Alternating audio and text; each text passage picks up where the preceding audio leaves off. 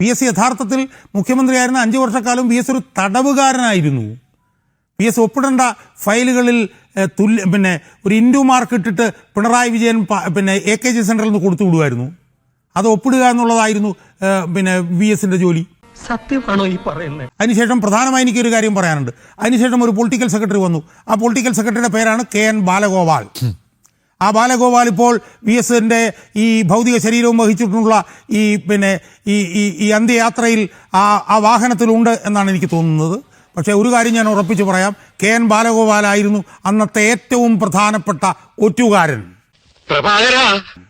അതായത് നിർണായകമായിട്ടുള്ള ഫയലുകൾ മുഴുവൻ പാർട്ടിയുടെ പൊളിറ്റിക്കൽ സെക്രട്ടറി എന്നുള്ള നിലയിൽ നിർണായകമായിട്ടുള്ള ഫയലുകൾ VSന്റെ ഓഫീസിൽ വരുമ്പോൾ ആ ഫയലുകൾ എടുത്ത് അത് ഫോട്ടോ കോപ്പി എടുത്ത് AKG സെൻറ്ററിൽ കൊണ്ടുപോയി പിണറായി വിജയനെ കാണിച്ച് അതിലെന്ത് തീരുമാനം എടുക്കണം എന്ന് പറഞ്ഞുകൊണ്ട് തിരിച്ച് പാർട്ടി ഓഫീസിലേക്ക് കൊണ്ടുവരുന്ന ആ VSനെ ഒറ്റുന്ന ആ പ്രവർത്തനത്തിന് നേതൃത്വം കൊടുത്ത ആളാണ് KN ബാലഗോപാൽ.